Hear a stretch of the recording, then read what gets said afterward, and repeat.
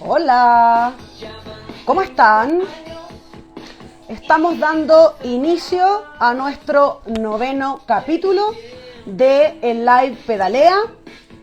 Hoy tenemos a una gran entrevistada, quien para mí es un honor entrevistar porque es una de las colegas más destacadas en Chile, no solamente como periodista, sino como escritora y periodista de investigación. Hoy día la vamos a invitar en unos segundos. Le damos la bienvenida a Alejandra Matus. No se olviden que este es el live de Revista Pedalea. Acabamos de publicar hace poquitos días el podcast de Pedalea correspondiente a noviembre. Y no dejen de seguirnos en nuestras redes. Mi nombre es Daniela Suau y soy periodista. Vamos a invitar a Alejandra.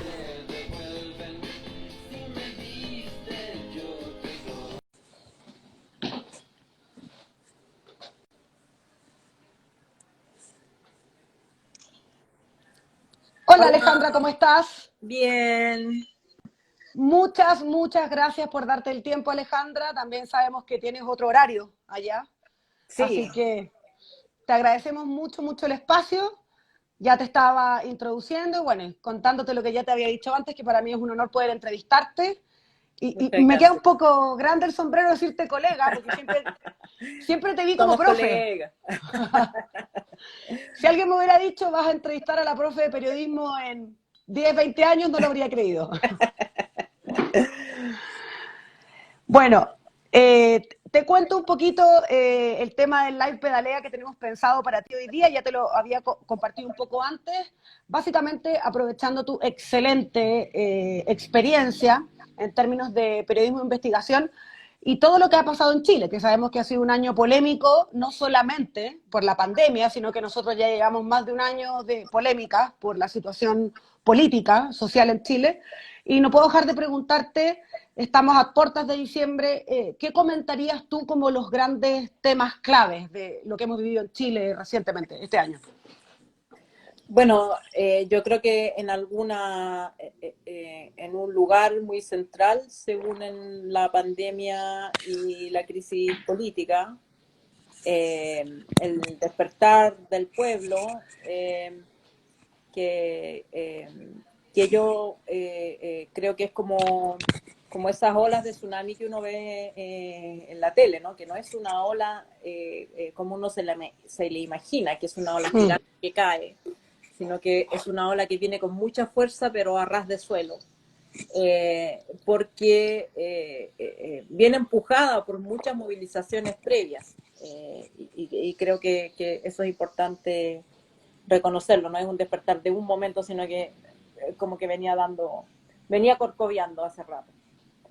Y, eh, y creo que el fondo de los problemas de Chile es que es una democracia que no es democracia, que es una democracia que tiene el poder concentrado en la minoría, y por lo tanto es una contradicción con la definición de democracia, que es el gobierno de las mayorías.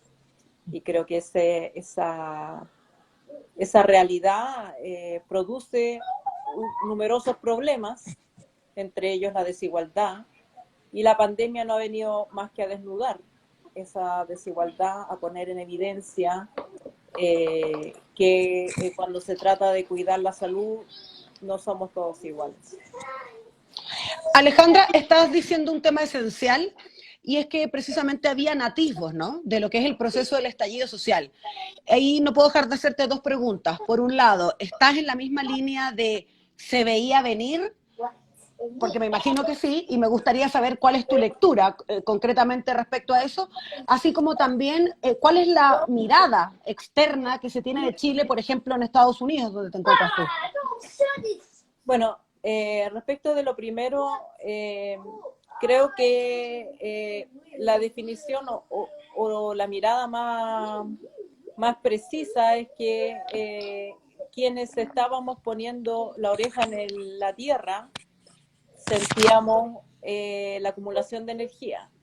Sabías que el terremoto venía, pero no sabías cuándo. Yo creo que nadie podía decir cuándo ni cómo se iba a desatar, pero sí estaba sintiendo que la energía se estaba acumulando desde hace mucho, digamos, y paulatina, progresivamente, desde desde los 90, o sea, cuando, cuando hicimos, Volvimos. cuando hicimos el Plan B, por ejemplo, en 2004, con la fundadora de la De revista Pedalea. Pedalea, con Miriam, a la quien Miriam saludamos Salazar, que la cariñosamente, que saludamos, le está, mando un abrazo.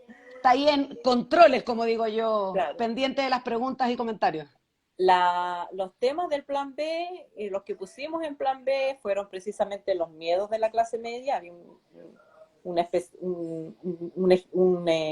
edición del Plan B que se llamaba Miedo, que era el miedo de la clase media a no tener donde caerse muerto. Mm. Hicimos el tema de las AFP también, como las AFP en el fondo eran una estafa piramidal. Y básicamente los temas de la desigualdad estaban ya en 2004, antes de que Sí. se muriera Pinochet, digamos, que parecía que era como el gran obstáculo a que la transición terminara, y sin embargo todo siguió más o menos igual hasta el 2019. Entonces hay muchos años en que esta energía se ha estado acumulando, y las personas que han hecho análisis, que han estudiado a la sociedad chilena lo han dicho y lo han detectado desde hace mucho. El informe de desarrollo humano del PNUD, por ejemplo, hace rato que ya lo había detectado. Y la segunda pregunta era, Sí, la imagen que tú sientes que se tiene de Chile en bueno, Estados Unidos, por ejemplo, a partir esto, de esto. esto es lo que me pasaba a mí, digamos, porque en todo este periodo me tocó salir varias veces de Chile. Y te diría que la primera vez que salí me costaba explicarle a la gente que la censura, por ejemplo, que yo había sufrido por el Libro Negro, Sí. no me había censurado Pinochet. Como que la gente pensaba que la dictadura era responsable, solo la dictadura podía violar los derechos humanos. Y no, esto había pasado 9 años después de la salida de Pinochet. O sea, salía por lo menos formal. Después, el mito del desarrollo chileno. O sea, cuando tú hablabas de las precariedades de buena parte de los chilenos, la gente te miraba así como, y ustedes se quejan de lleno, porque en realidad Chile es un país desarrollado, es el jaguar de Latinoamérica, no saben apreciar lo que tienen, no saben, o sea, la estabilidad de Chile es un sueño comparado con la inestabilidad de Argentina, Bolivia, Perú. Y yo creo que en muchos aspectos Argentina, Bolivia y Perú nos dan cancha, tiro y lado, digamos. O sea, por lo menos en políticas públicas que están destinadas a las mayorías y no a una minoría. Bueno, ahí aprovechar de comentar porque tenemos varios seguidores que no son necesariamente de Chile y no necesariamente te conocen, y ahí alguien estaba preguntando. Alejandra Matus, además de ser periodista, bueno, periodista investigadora, tiene varios libros, corrígeme si me equivoco, el libro negro de la justicia chilena, que es el que yo te contaba que me tocó ver a mí, y por eso Sí. era el hiper respeto, con todo el respeto que merecen los colegas, pero era como, no era el periodista académico que se dedicó a la docencia, no era el periodista que dejó de ejercer y ahora apoyaba educando, sino que era la periodista de investigación que se tuvo que ir del país, que estaba súper, hiper contravigente y que, por supuesto, tu juicio sobre el trabajo iba a ser muy distinto. Obviamente, a estas alturas lo que pienso es qué mejor que tener ese tipo de formación que experimentar lo que es el rodaje periodístico, pero iba por ese lado, ese temor. Bueno, los malos y, bueno, otro que para mí me parece esencial, mitos y verdades de las AFP. Y, bueno, si quieres cuenta brevemente lo que fue tu experiencia, la primera que te hizo salir de Chile, en el fondo, por este libro donde hubo un personaje del terror involucrado, varios, pero Servando Jordán. Bueno, el libro negro de la justicia chilena fue un libro que me tardó 6 años en reportear, escribir, y básicamente, como en todos los reportajes que abordo, trato de preguntarme quiénes son los responsables últimos de que la justicia no funcione en Chile, digamos. Claro. no solamente hacer una colección de casos de corrupción en los tribunales de primera instancia, sino que cómo funcionaba el Poder Judicial, especialmente la Corte Suprema, que es la cabeza que dirige a todo el Poder Judicial. Y claro, en ese tiempo, en la primera década de la transición democrática, en Chile estaba vigente la Ley de Seguridad del Estado, en particular unos artículos que protegían a las autoridades de cualquier ofensa pública. Y qué es ofensa o qué es ofensivo es algo que ellos mismos decidían por sí mismos.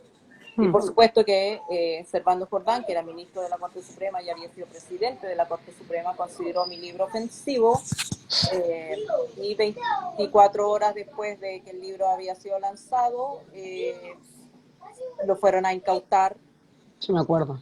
En las librerías, en las bodegas de la editorial, que todavía recién la estaba empezando a distribuir, y yo me tuve que ir de Chile porque había una orden de arresto en curso que podía llegar en cualquier momento, y de hecho yo alcancé a salir y después salió la orden de detención, en un proceso donde tenía pocas posibilidades de un juicio justo, porque era el Poder Judicial acusándome de ofensa, y además esa ley no contemplaba el derecho a probar la verdad de tus dichos, sino que bastaba con que la autoridad se sintiera ofendida y eso ya era la prueba. A partir de eso, bueno, pedí asilo en Estados Unidos, estuve 2 años y medio, además batallando en distintos tribunales contra esa ley, con otras organizaciones y personas que también apoyaron en esa causa. Finalmente esos artículos de la ley fueron derogados y yo pude volver a Chile y el libro pudo volver a circular 2 años y medio después. De hecho, yo recuerdo que cuando nos mandaron a leer tu libro en la Portales, no estaba en ningún lado, entonces se transformó en el mercado negro, pues. Claro. En el mercado de las fotocopias de los libros. Claro. El libro, bueno, en ese tiempo se consideraba que había sido el libro más pirateado de Chile después de los zarpazos de espuma de la Pati Verdugo. De la Patricia Verdugo, sí. Claro. Claro, fue incautado, pero algunas de esas copias incautadas llegaron a las librerías piratas y lo reprodujeron, y yo también en ese internet estaba recién naciendo. Sí, pues. Y autorizamos que el libro, digo, yo y la editorial, que en internet, y lo bajaron 100.000 personas en 3 días, que fueron los días que el libro estuvo disponible. No, sí, yo recuerdo como un hitazo ese momento. Alejandra, ¿qué piensas de otras temáticas, bueno, más vigentes, el tema del rol de carabineros, ¿no? Que ya sabemos que al fin, comillas, le cortó la cabeza a un personaje que era impresionante que siguiera arriba, como Rosas, ¿no? No sabemos quién viene, pero finalmente estamos hablando de una entidad que está completamente por el suelo, y de alguna forma lo que muchos especialistas, además de la propia gente, señala es que tiene que haber una reingeniería total. Entonces me gustaría conocer precisamente tu opinión respecto a ese tema y otros más que te voy a ir comentando. Bueno, el problema de Carabineros es que Carabineros es un ejército, es un ejército policial más que un sistema policial. Y como ejército se entiende siempre en guerra. La estructura jerárquica, la manera de organizar la policía de Carabineros viene de la dictadura y no cambió sustancialmente. Recién en 2005 pasó la dependencia de Carabineros desde el Ministerio de Defensa al interior. A interior. Recordemos que en la dictadura Carabineros se incorporó como la 4ª Fuerza Armada de Chile. Lo subieron de rango. Claro, anteriormente, antes de la dictadura, eran 3 las ramas de la Fuerza Armada. Carabinero era policía, por supuesto, no era una Fuerza Armada, pero en dictadura se le dio rango de Fuerza Armada, y esa psicología institucional se ha mantenido a través de los años. ¿Y esto qué significa? Que la policía no entiende cuál es su función. No es una fuerza armada, no está en guerra, y menos contra un enemigo interno. La policía cumple varias funciones, pero una función es ser el brazo auxiliar de la justicia.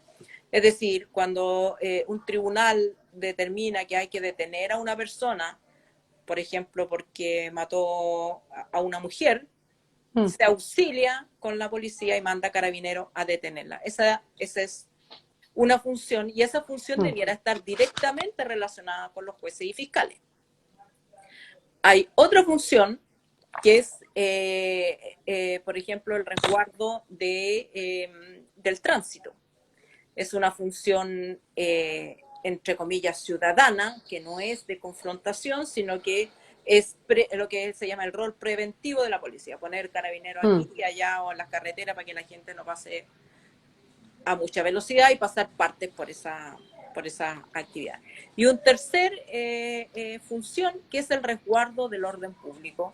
Y para esa función, en muchos países existen cuerpos especializados, antidisturbios, antimotines, etcétera. Pero esos cuerpos que son pequeños y que se usan en situaciones, digamos, extremas o ocasionales, tienen que responder a ciertos protocolos, tienen que responder a una orden del poder civil, no se decide por sí mismo, es el poder civil el que decide, hay que, esta protesta, digamos, se fue de madre y entonces hay que contener, disuadir a la población para que se restablezca, por ejemplo, el tránsito vehicular, o si se están cometiendo delitos contra la propiedad, contener a las personas que están ocasionando ese daño y si hay delitos, presentarlo ante los tribunales para que los tribunales resuelvan.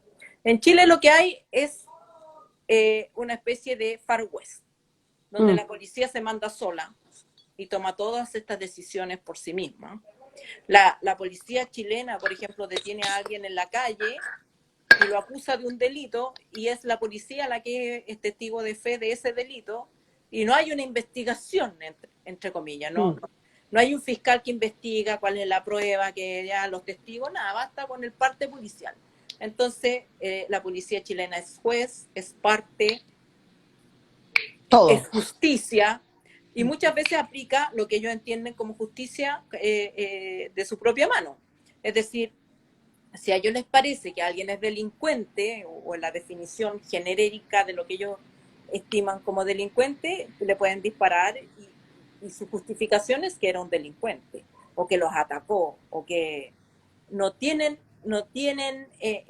están formados para darse cuenta de que el civil puede estar destemplado, el civil puede estar dejando la patada. Pero el policía, como funcionario del Estado, tiene que buscar todas las maneras de disuadir y de controlar a esa persona sin violar sus derechos. Sin violar sus derechos ni los derechos de los demás. O sea, por ejemplo, yo no puedo llegar a un hogar de menores disparando. O sea, no hay ninguna justificación en un sistema democrático para que eso ocurra. Solo existe y solo sucede en un país como Chile, donde la policía es una institución armada que funciona por su propia cuenta y donde el poder civil no ha podido, no ha querido o no le ha importado durante estos 30 años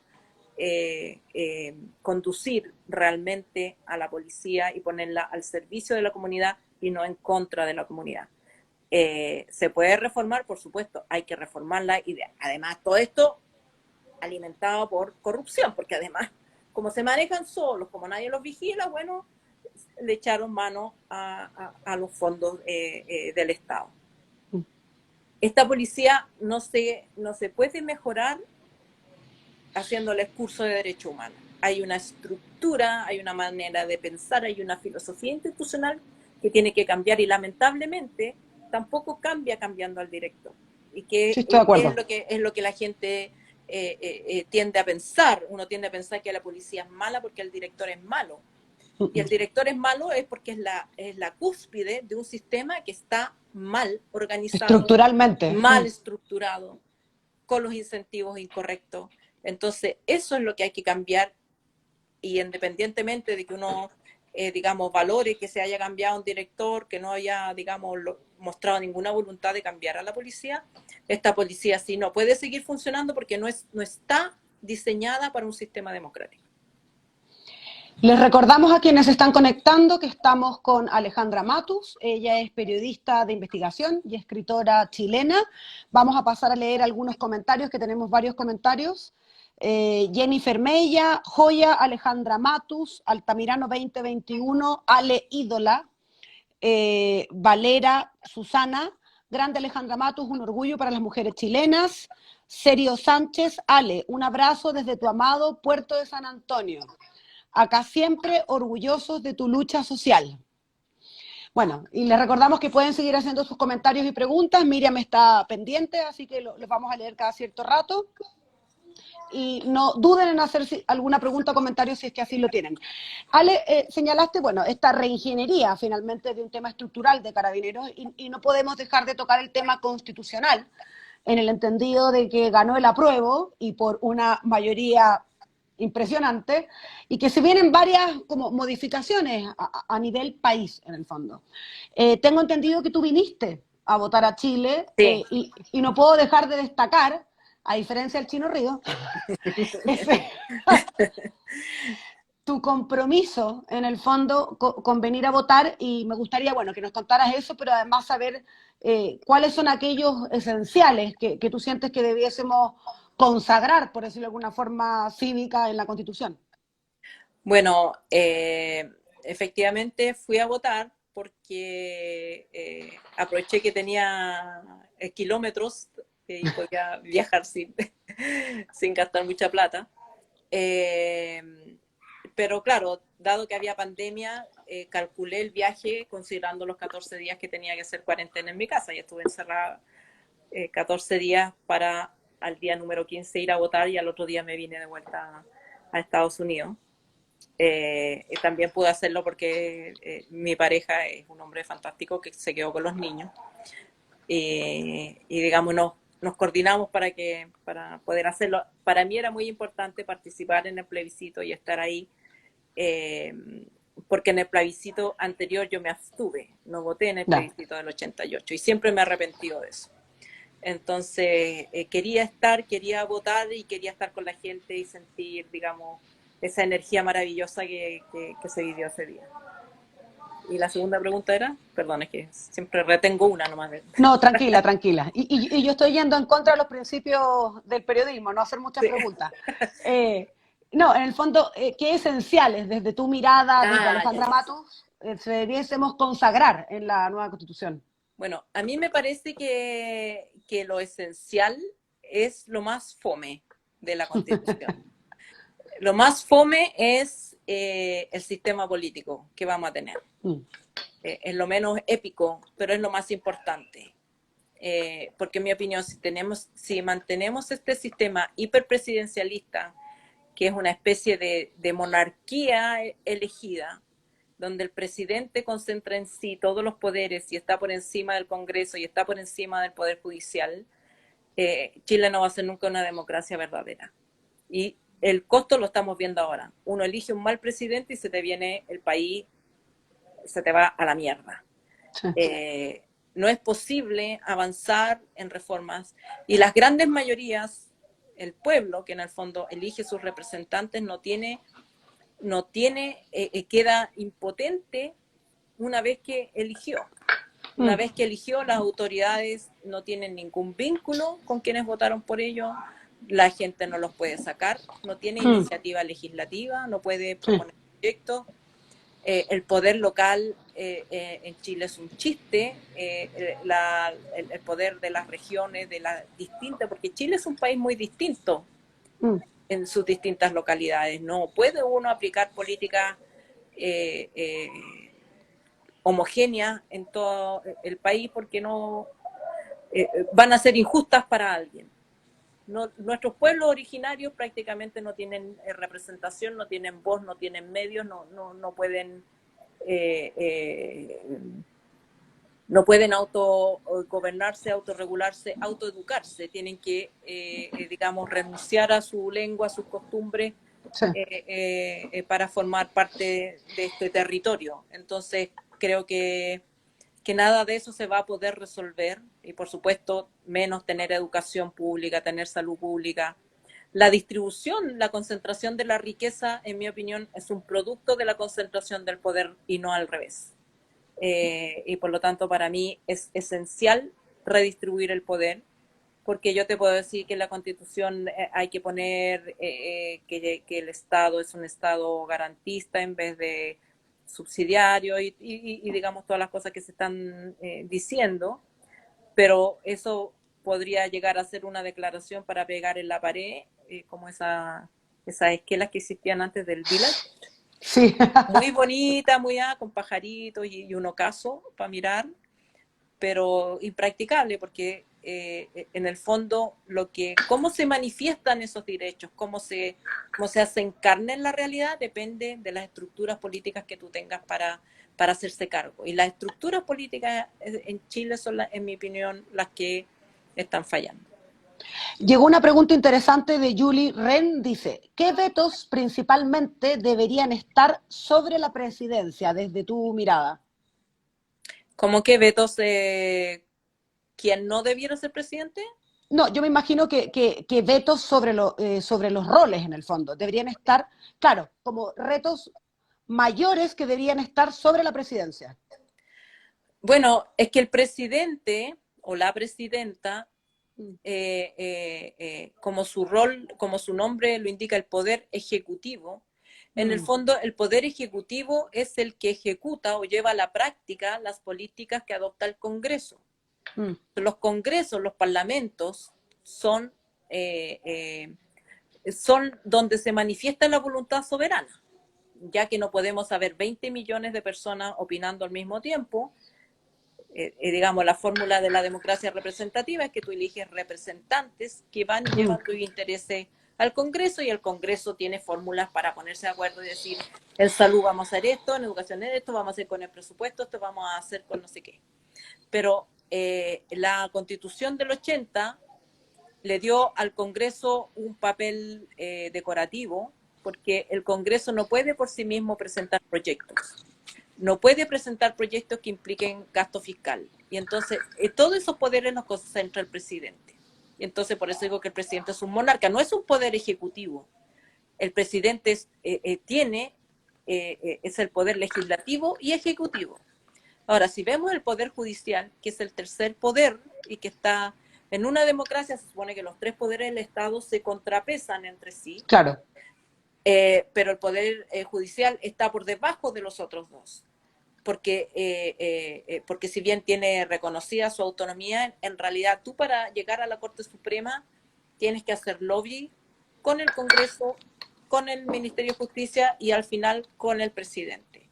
Y para estar en esa lista, para ser la persona nombrada, ungida, tienes que pasar por una serie de compromisos políticos que te llevan a tu nombramiento. Entonces, cuando un juez llega a la Corte Suprema, ya viene tamizado por todos esos compromisos, y obviamente cuando alguien te hace un favor, tienes la obligación de devolverle el favor, o por lo menos eso es lo que se espera de ti.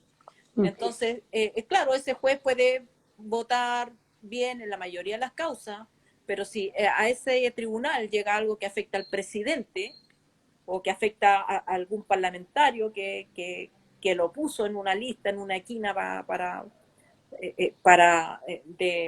que fuera apoyado por su colectividad, entonces no te garantizo que no va a votar según lo que dice la ley, sino que va a votar según sus compromisos.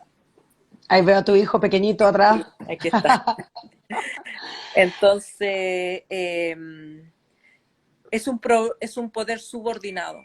Y cuando la justicia está subordinada, no puede hacer justicia, porque pasa lo que pasa en Chile, que la justicia es muy dura y estricta con los de abajo y blanda e inocua para los poderosos, porque es un poder subordinado. Bueno, de hecho lo dijiste en el programa del domingo, si mal no recuerdo, que establecía este como mito, ¿no? De que el segundo retiro va a beneficiar casi que a los millonarios, y es como, por favor, digamos las cosas por su nombre, porque realmente quienes cotizamos en el sistema de AFP no son precisamente los millonarios, es otra falacia. Claro, es una gran falacia, porque los grandes ingresos, las personas que reciben ingresos eh, superiores a los ingresos de un trabajador o trabajadora, y que incluso de los que están en el tope imponible, para evitar impuestos no va a cotizar, no se va a considerar a sí mismo un trabajador, sino una empresa. Los rostros de la televisión, por ejemplo. Sí. Y los propietarios, que son los más ricos de los ricos, no cotizan porque son propietarios. Ellos no son trabajadores. Y ellos invierten su plata en otro tipo de instrumentos de inversión y Financiero, claro. no están obligados a cotizar, y como no están obligados no lo hacen. Si el sistema de pensiones es un impuesto al trabajo, es un impuesto obligatorio al trabajo con una promesa de que te van a dar una pensión decente, cosa que no ocurre, y con encima la tragedia de que ese capital que se reúne y se acumula y no deja de crecer, es el capital que usan las grandes empresas en Chile para hacer sus negocios, para prestarte la plata a ti misma, por ejemplo, si tienes que ir a pedir un préstamo al banco. Entonces, según los datos de la Superintendencia de Pensiones, el 90% de los trabajadores y trabajadoras chilenas imponen por menos del tope imponible, es decir, son personas que ganan menos de 2 millones de pesos, el 90%. El 10% impone por el tope imponible, pero eso no los hace personas de alto que ingreso. tengan ese ingreso, claro. Claro, o sea, en una escala de desigualdad como es la chilena, obviamente que una persona que gana 2 millones está entre el quintil más rico, pero hay una diferencia muy grande entre una persona que gana 2 millones por un trabajo y tiene que pagar con esos 2 millones salud, educación, vivienda, porque esa persona, por supuesto, que no es, el Estado no le garantiza nada. Sí.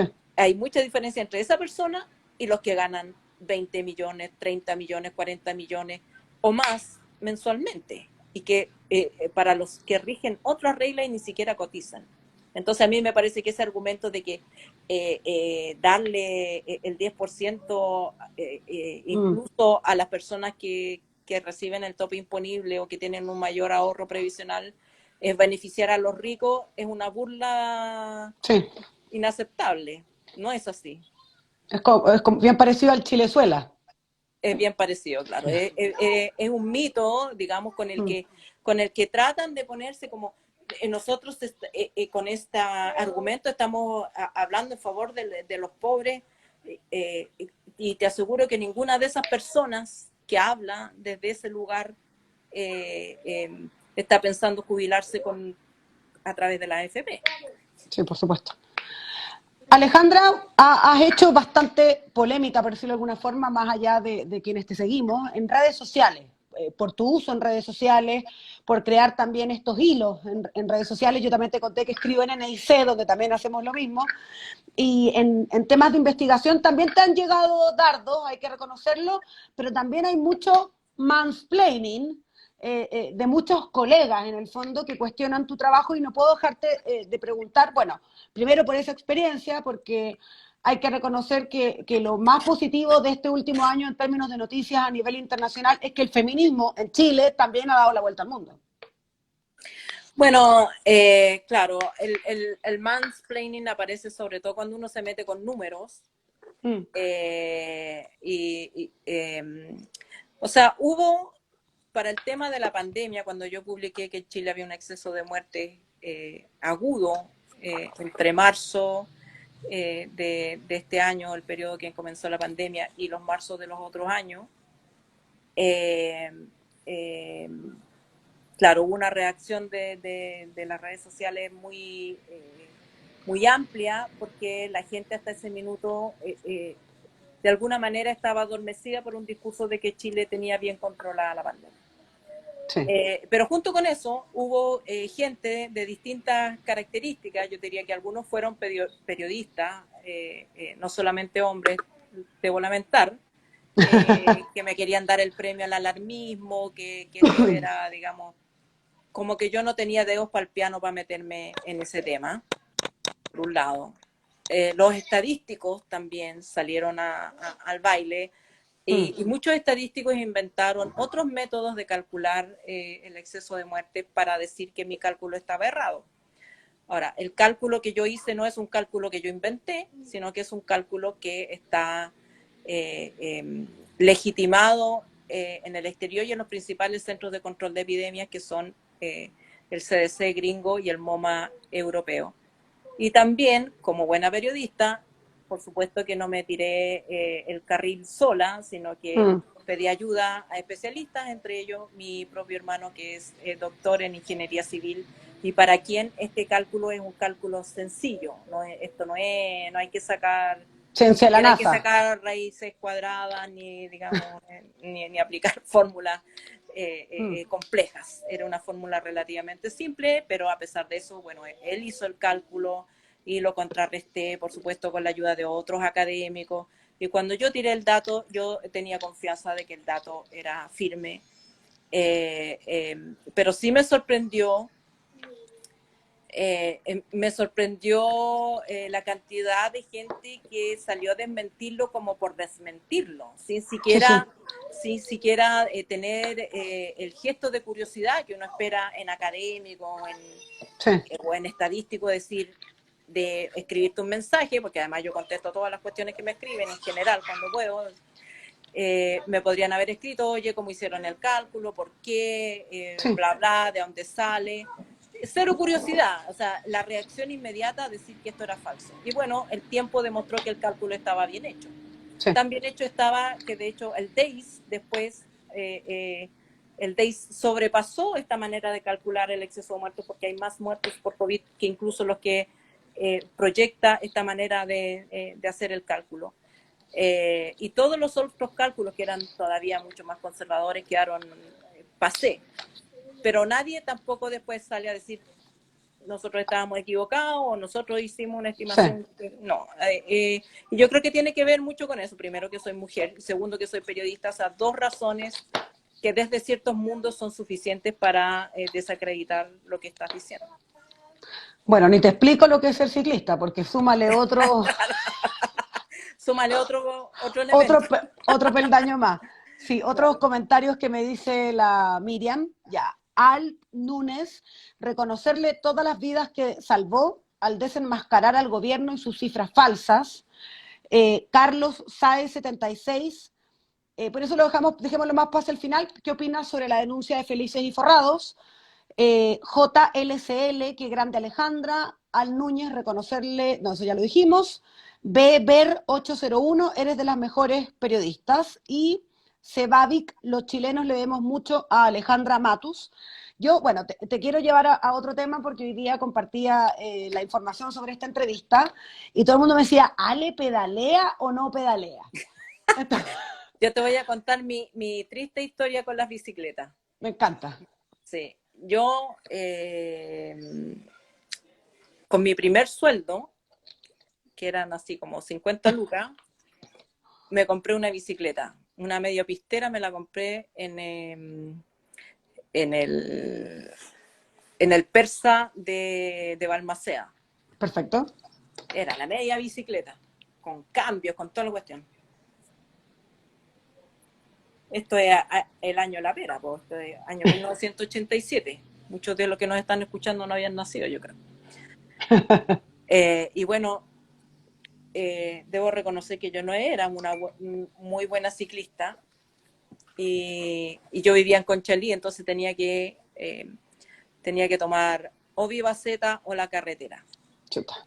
Y la primera vez que tomé la Norte-Sur o la caletera de la Norte-Sur, pasó un camión, me tocó la bocina y me saqué la cresta. Clásico. Ya, clásico. Y después tomé Vivaceta y la bicicleta iba también más rápido de lo que mi cerebro funcionaba y también me saqué la cresta. Así que tuve que abandonar mis pretensiones ciclistas en ese momento y bueno, seguí con el transporte público. Sí, no. ¿Y actualmente cómo te movilizas en Estados Unidos? Bueno, también sabemos que hay una visión del transporte que es Sí. distinta a la que tenemos acá. Y no sé cómo te movilizas en tu caso, pero ¿eres más de transporte público, caminata? A pie, aquí todo, Sí. digamos, como estamos básicamente todavía en cuidado de cuarentena y no tenemos no tengo que ir a la universidad, por ejemplo, a todas las clases Claro. online, a pie, todo a pie aquí alrededor. Y cuando tengo que ir más lejos, el metro o la micro. Digamos, no tengo auto, pero no es necesario y no...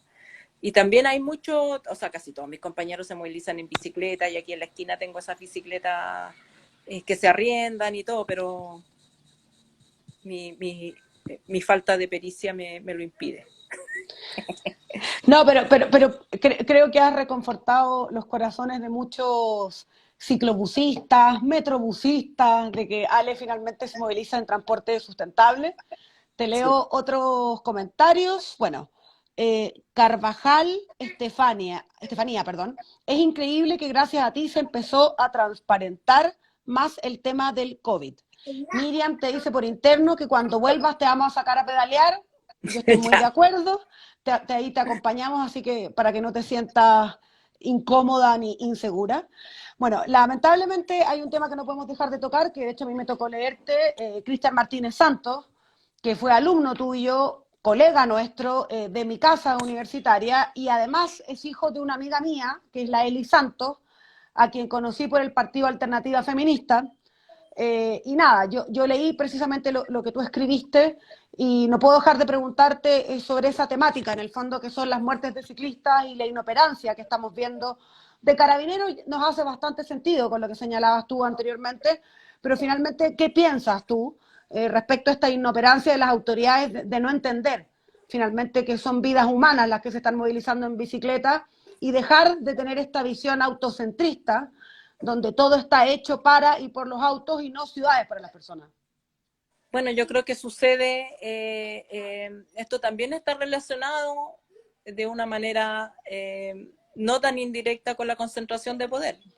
Las tres comunas que concentran todo el poder económico, político y social en Chile son comunas autocentristas, digamos, es gente que usa el auto no solamente para movilizarse y por las distancias, sino que es gente que usa el auto también como un símbolo de estatus. La comuna Eh, del 20%. las comunas del 20%. Entonces, en esas comunas, la bicicleta es un juguete para los niños, no es un medio de transporte. Y como son ellos los que gobiernan y los que piensan las políticas, ellos piensan el transporte público no como un sistema de transporte público eh, urbano, sino que piensan el transporte público como algo para los pobres. Estoy haciendo lo Y mismo, por sí. lo tanto, como el sistema de transporte público es para los pobres, no les importa a ellos que tenga regulaciones de calidad, ni cómo convive con los ciclistas, ni cómo se integra el transporte público con los ciclistas y otros medios de transporte, incluso los peatones. Porque no es un mundo que vivan ni que entiendan. Yo me acuerdo que cuando Ricardo Lagos propuso reemplazar el transporte por las micros amarillas, que eran verdaderas máquinas asesinas, que mataban peatones y ciclistas así al por mayor, la promesa era que estas cosas iban a disminuir o no iban a pasar. Y sin embargo siguen pasando. Y por lo que leí también a propósito de la muerte de Cristian, han pasado con mucha mayor frecuencia además en la pandemia. Sí.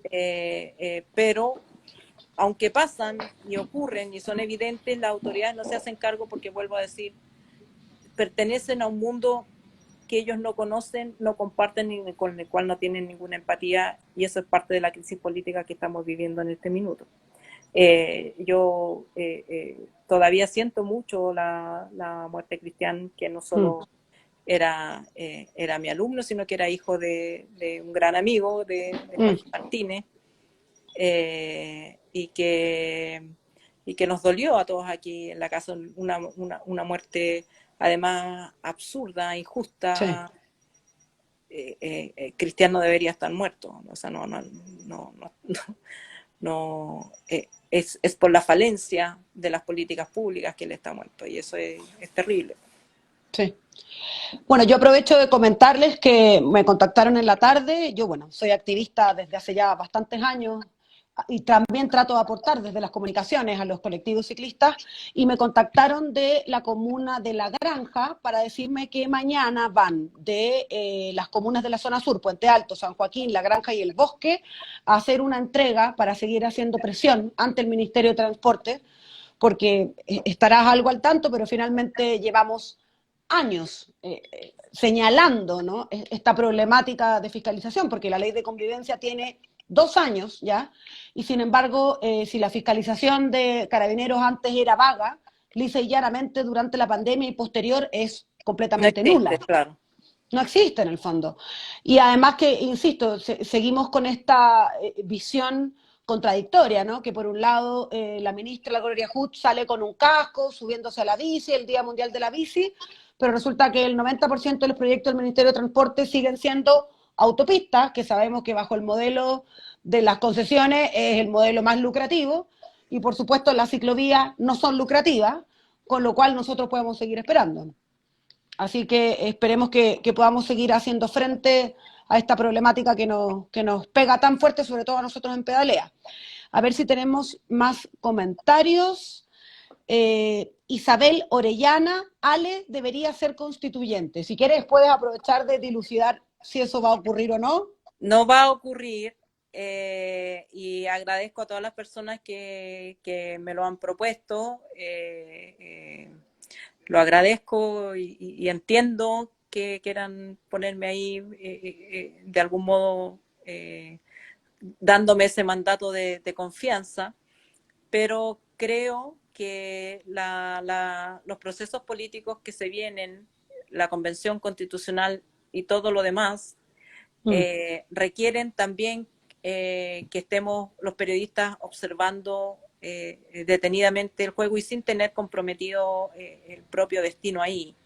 O sea, para ponerlo en castellano, si hoy día me postulo a constituyente, todas las opiniones que yo dé sobre si funciona bien o no funciona bien, a quién hay que integrar, a quién no hay que integrar, criticar un proyecto de ley o lo que sea, todo el mundo va a entender que estoy llevando agua a mi molino, que Sí, por voy a supuesto. opinar para beneficiar mi propia candidatura, y no quiero hacer eso.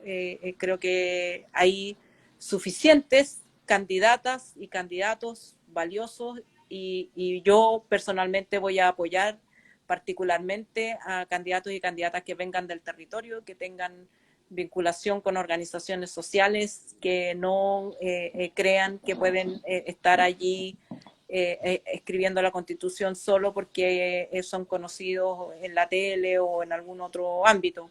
Me parece muy importante que esté representado el pueblo chileno en toda su extensión de Arica a Magallanes. Y creo que mi contribución desde afuera puede ser un aporte más valioso que postularme como candidata. Sí, y supervisar este proceso, que también es parte un poco Sí. de nuestro rol como periodista. Alguien había preguntado, no encuentro ahora la pregunta, pero básicamente por el tema que salió ayer a partir de Felices y Forrados, que tiene que ver con esta triangulación de Piñera. Yo, para serte honesta, tengo apreciaciones personales sobre Gino Lorenzini, pero independiente de eso, finalmente fue tema, y también siento que este gobierno está tan debilitado que digamos que no es muy difícil darle, pero no puedo dejar de preguntarte tu opinión. Eh, Mi opinión tiene que ver con lo mismo que yo le digo a mis alumnos. Uh-huh. La fuente puede tener intereses espurios, puede ser una fuente que en sí misma es una fuente cuestionable, pero lo importante y lo relevante para la opinión pública es si la información es verídica o no, Claro. si es de interés público o no, y esa es la labor del periodista, discernir eso. Yo el tema estoy recién compenetrándome, no puedo decir si es cierto o no, pero mi foco va a estar ahí en la calidad de la información. Esto no significa que valide el modelo de negocio de Felices y Forrados, porque en mi opinión particular, es un modelo que se beneficia o que aprovecha Sí. las deficiencias del sistema de pensiones vendiendo algo que no es. Sí. Se vende, lo que vende Felicidad Forrado es la promesa de que a través de darte consejos de cómo rentabilizar más tu fondo de pensiones vas a obtener una mejor pensión, y eso es falso, porque el sistema de pensiones no está diseñado para dar las pensiones que da. Da lo mismo tu nivel de rentabilidad o si no existe esa, digamos, no hay una vinculación entre la supuesta rentabilidad del fondo y la pensión que recibes al final del día. Y por eso también tomo distancia respecto de la fuente en este caso, pero si la información que está entregando es verdadera, verídica y de relevancia pública, me parece que debe conocerse y debe tener su momento de ser analizado en las instancias que corresponde, por ejemplo, el Congreso que está, entiendo, analizándola en una comisión investigadora o en una comisión especial para determinar si el presidente ha cometido estos errores, porque independientemente que lo diga Gino Lorenzini, Rafael Sí, sí, Garay sí. o quien sea que lo diga, si la información es correcta, el presidente tiene que dar respuesta por esos actos. Sí, por supuesto. Ale, no sé si te tocó conocer bueno, en Nueva York, precisamente, los entrevistamos hace un tiempo a Street Riders, que fue, a ver, me sale que está pegada, Ale, no sé si me escucha. Te perdí. A ver.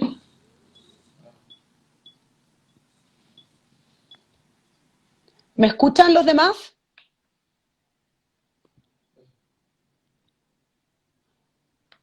Se salió, espérame. Déjame ver. Déjeme volver a invitar a la Ale, se cayó.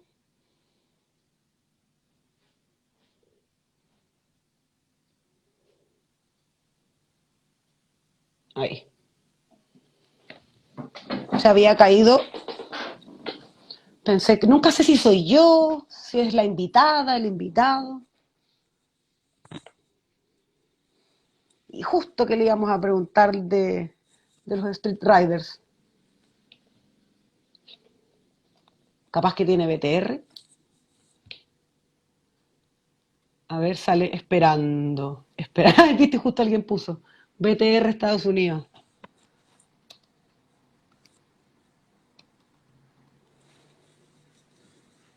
A ver, a ver, a ver. Bueno, mientras esperamos que Ale se reconecte, les reiteramos que ya publicamos nuestro nuevo artículo de la semana. Está online nuestro podcast de Pedalea. No se olviden de visitarnos en revistapedalea.com, en nuestras redes sociales, donde siempre estamos divulgando el trabajo que realizamos. Y no se olviden que todas las semanas hacemos nuestro en vivo de el live pedalea. Vamos a volver a invitar a Ale, si no, sí, a ver si lo logramos.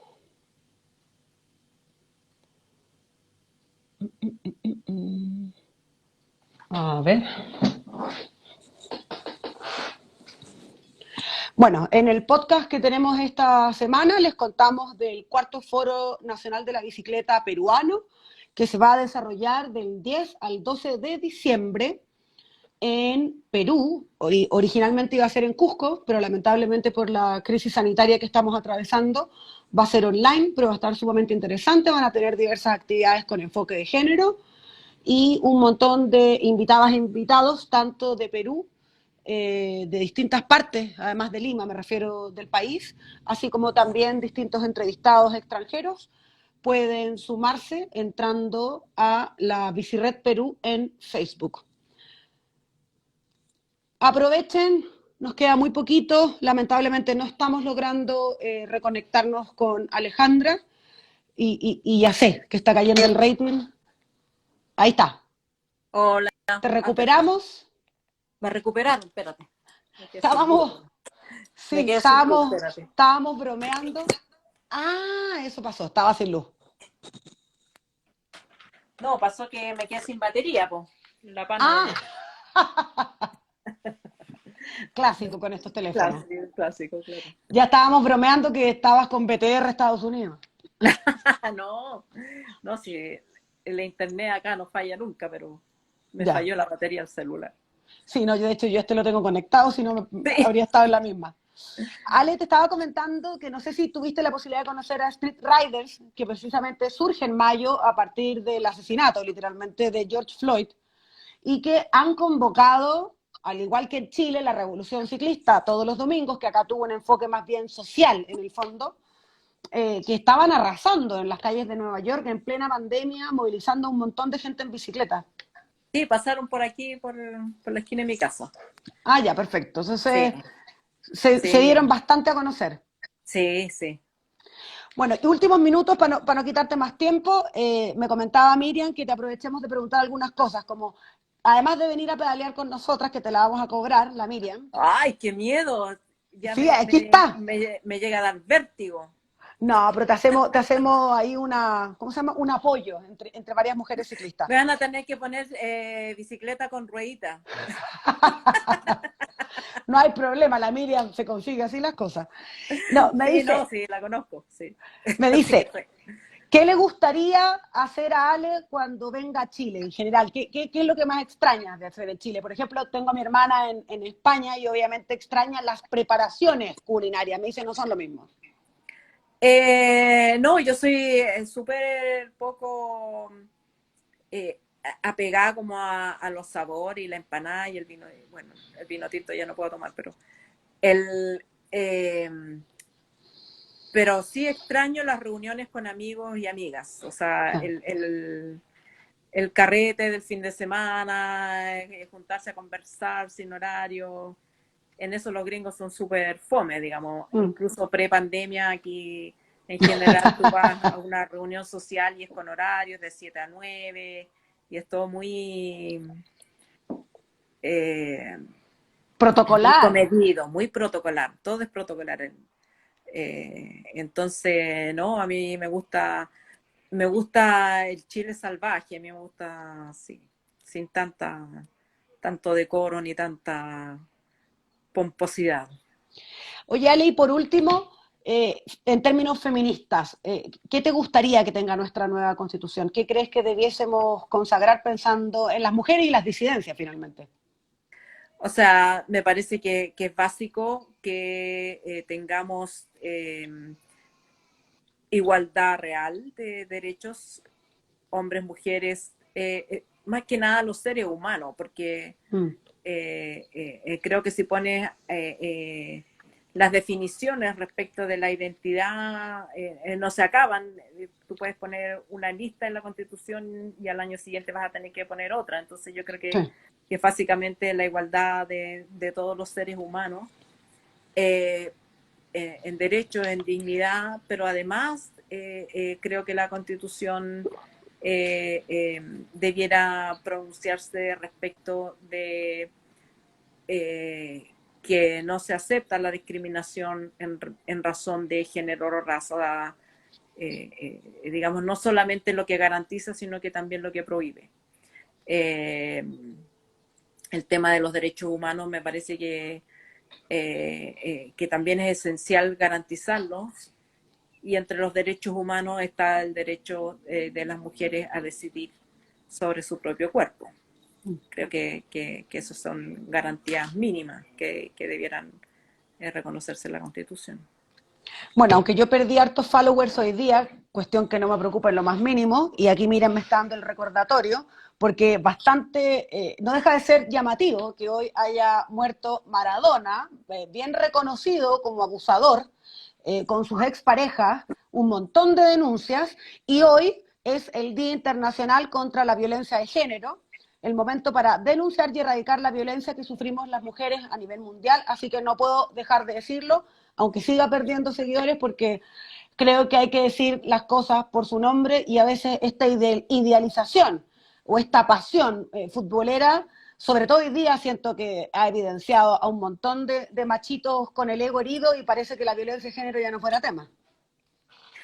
Sí, bueno, yo creo que con Maradona pasan también otras cosas que es importante aceptar, que que es lo que él representa para las clases populares Eso latinoamericanas. sí.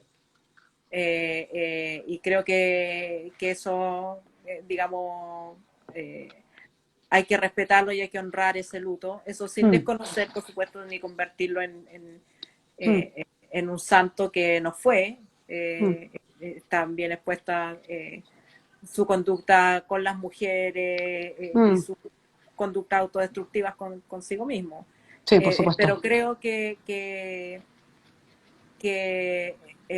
en toda su gama de luces y sombras, también Maradona es un hijo del pueblo y creo que por eso tiene, digamos, esta adoración de la que no tienen otras personas. Y esa parte yo sí Mm. la respeto, digamos. Sí, sí, creo que desde ahí me pasa lo mismo. Sin embargo, hoy día había unas defensas de no importa, todos tenemos blancos y negros, y es como, no sé No, si estoy no, dispuesta a digamos, relativizar. no, o sea, es grave, igual que lo cometa, digamos, un sacerdote o que, Sí.